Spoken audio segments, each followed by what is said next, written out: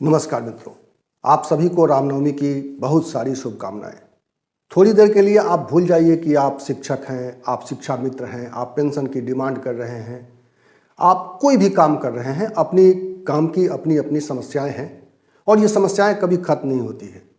मैं जो बात करने जा रहा हूं 2024 के चुनाव के बनिस्पत जिस तरह से आज अचानक एक विस्फोट हुआ है, उस विस्फोट की चर्चा करना चाहता हूं मैं।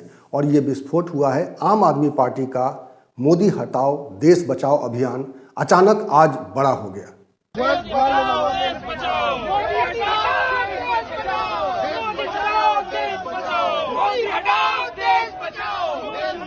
दिल्ली से लेकर पश्चिम बंगाल तक, महाराष्ट्र तक और करीब करीब कई राज्यों में आज इसका आंदोलन, आम आदमी पार्टी का आंदोलन अचानक तेजी से उसने अपना पैर पसार लिया है। अचानक कई शहरों में नारेबाजी करते हुए लोग दिखाई दिए। आम आदमी पार्टी ने एक पोस्टर जारी किया है, मोदी हटाओ देश बचाओ, और ये पोस्टर कई भाषाओं में जारी हुए हैं। पंजाब के लिए पंजाबी में, महाराष्ट्र के लिए मराठी में, पश्चिम बंगाल के लिए बांग्ला में, उड़ीसा के लिए उड़िया में और अलग अलग भाषाओं में पोस्टर जारी करके आम आदमी पार्टी ने बाकी दलों को एक तरह से चौंका दिया है। इससे पहले भी ये पोस्टर अभियान आम आदमी पार्टी ने शुरू किया था। दिल्ली में ये पोस्टर लगाए गए थे, इसकी चर्चा भी हुई थी और इसको लेकर सरकार ने गिरफ्तारियां भी की थी।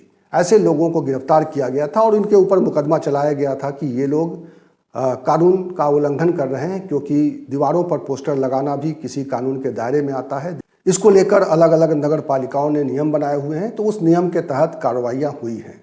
लेकिन आज अचानक आम आदमी पार्टी ने इस अभियान को बड़े स्तर पर लॉन्च कर दिया है। लोगों के मन में एक बात अब बैठ गई है गहरे कि लोगों की जो समस्याएं हैं, चाहे वो किसानों की समस्या हो, चाहे मजदूरों की समस्या हो, चाहे छात्रों की समस्या हो, चाहे महिलाओं की समस्या हो, जो भी देश के लोग हैं, लोगों की जो समस्याएं हैं उनका समाधान करने की जगह अब देश के प्रधानमंत्री जी भारत के संविधान, भारत की जो संस्थाएं हैं, भारत का विपक्ष है, उन सभी को जो है टारगेट कर रहे हैं, उनको खत्म करने पे लगे हैं। प्रधानमंत्री बनाया इसलिए गया था कि समस्याओं पर हमला करेंगे, समस्याओं का समाधान करेंगे। वो पूरे विपक्ष को, पूरी संस्थाओं को, लोकतंत्र पे हमला कर रहे हैं। आम आदमी पार्टी ने ये अभियान लॉन्च करते हुए कहा है कि अब देश के सामने सिर्फ और सिर्फ एक ही विकल्प बच गया है कि मोदी जब तक रहेंगे सत्ता में, मोदी प्रधानमंत्री के रूप में रहेंगे तो इस देश की समस्या का समाधान नहीं हो सकता है।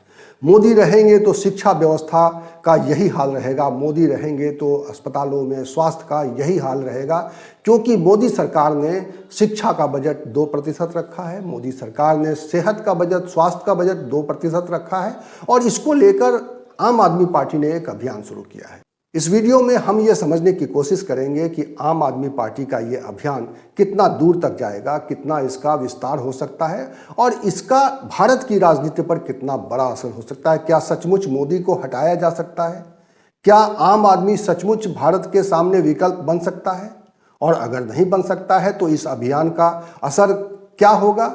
और बाकी जो विपक्षी दल हैं या बाकी जो राजनीतिक दल हैं वो इस अभियान से कैसे जुड़ पाएंगे, ये देखने वाली बात होगी, क्योंकि विपक्षी एकता की बात हो रही है। इस वक्त विपक्ष ने अभी तक मिलजुल कर कोई फैसला नहीं किया, लेकिन आम आदमी पार्टी ने पूरे देश के स्तर पर देखा जाए तो इस अभियान को लॉन्च कर दिया है और उसका ये एक तरफा अभियान क्या विपक्ष की एकता में कोई रोड़ा अटका देगा, ये सवाल भी आज हम सबके सामने है। इन सब के बीच सबसे पहले ये जानना ज़रूरी है कि आम आदमी पार्टी ने ये जो अभियान लॉन्च किया है तो उसमें किन मुद्दों को उठाया है।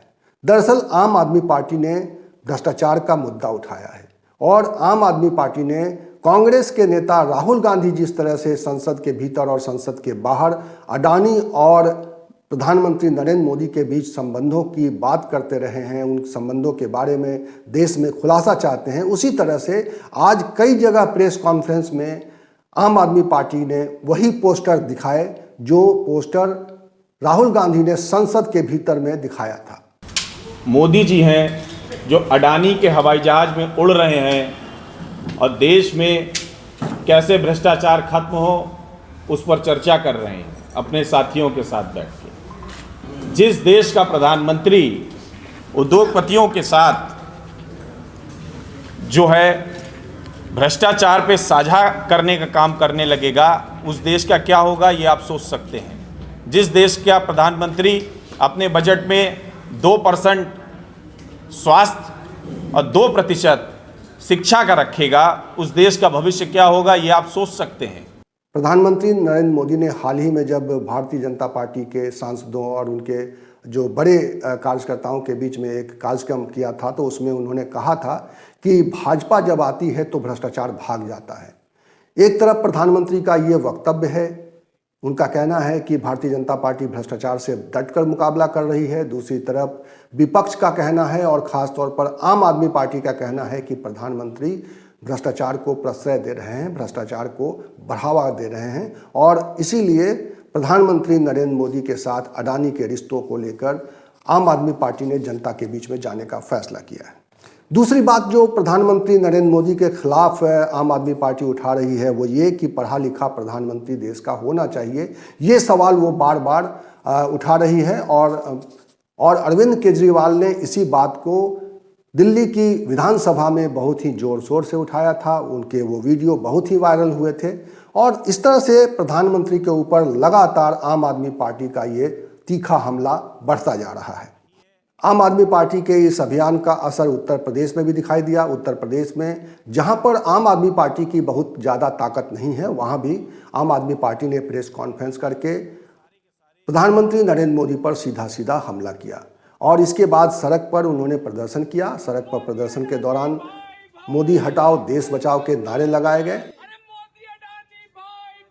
अब रही बात कि आम आदमी पार्टी, जिसकी राष्ट्रीय स्तर पर कोई ऐसी सांगठनिक क्षमता का अभी तक परिचय नहीं मिला है, वो कैसे नरेंद्र मोदी के चेहरे के साथ जो भारतीय जनता पार्टी आगे राजनीति कर रही है उसका मुकाबला कर पाएगी। आइए अब बात कर लेते हैं कि आम आदमी पार्टी के इस अभियान का क्या असर हो सकता है ज़मीन पर। आम आदमी पार्टी जिसकी दिल्ली में सरकार है, आम आदमी पार्टी जिसकी पंजाब में सरकार है, आम आदमी पार्टी जिसकी बाकी प्रदेशों में भी थोड़े थोड़े संगठनिक उनकी क्षमता है, लेकिन पूरे राष्ट्रीय स्तर पर अभी उनका संगठन इस स्तर पर तैयार नहीं है कि वह भारतीय जनता पार्टी का सीधे सीधे मुकाबला कर सके। लेकिन आज उसने अभियान के तहत ये दिखा दिया है कि पूरे देश में और ख़ास तौर पर शहरों में उसकी क्षमता पहले के मुकाबले बढ़ी है, क्योंकि आम आदमी पार्टी ने दिल्ली से लेकर महाराष्ट्र में, पश्चिम बंगाल में, उड़ीसा में और यहाँ तक कि उत्तर प्रदेश में अपनी ताकत का परिचय दिया है। अपने संगठन को सड़क पर उतारने में वो कामयाब हुई है।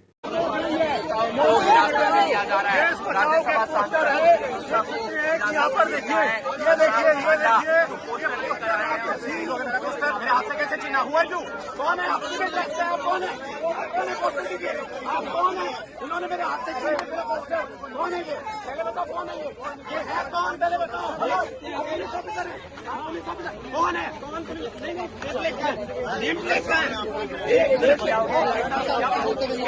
जहां दूसरे विपक्षी दल अभी 2024 के चुनावों को लेकर रणनीति बना रहे हैं, वहीं आम आदमी पार्टी ने सड़क पर उतरकर आज प्रदर्शन किया, आज नारेबाजी की और आम आदमी पार्टी के कार्यकर्ताओं ने गिरफ्तारी भी दी है। सड़क पर उतरकर आम आदमी पार्टी के इस आंदोलन को लेकर विपक्षी दलों ने अभी तक कोई प्रतिक्रिया नहीं जताई है, लेकिन आने वाले दिनों में विपक्ष की ओर से भी प्रतिक्रियाएं आएंगी और विपक्ष के आगे क्या प्रयास रहते हैं, क्या वो आम आदमी पार्टी के साथ मिलकर इस अभियान का हिस्सा बनेगी या आम आदमी पार्टी अकेले इस अभियान को आगे चलाएगी, ये देखने वाली बात होगी।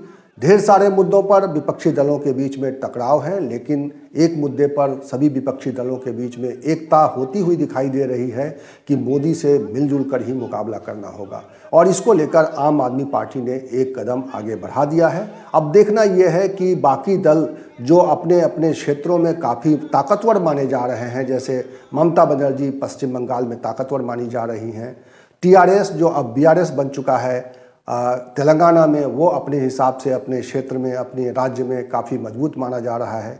अब देखना यह है कि उत्तर प्रदेश में समाजवादी पार्टी जो विपक्षी दलों के बीच में, जिसने पिछले कुछ सालों में, ख़ासतौर पर 2022 के चुनाव के बाद अपनी ताकत बढ़ाई है, वो इस मुद्दे को कैसे देखते हैं, वो आम आदमी के इस प्रयास को देखते हुए क्या सड़क पर अब उतरने के लिए अपनी रणनीति बनाते हैं, ये आने वाले समय में ये देखने वाली बात होगी। और इसको लेकर सियासतदान नज़र रखे हुए हैं कि किस तरह से आगे आने वाले समय में मोदी का मुकाबला करने के लिए विपक्षी दल सामने आते हैं। इस वीडियो में इतना ही। इसी तरह की चर्चा, इसी तरह के विमर्श और इसी तरह के सवाल के साथ मैं आपको मिलूंगा अगले वीडियो में। तब तक के लिए नमस्कार।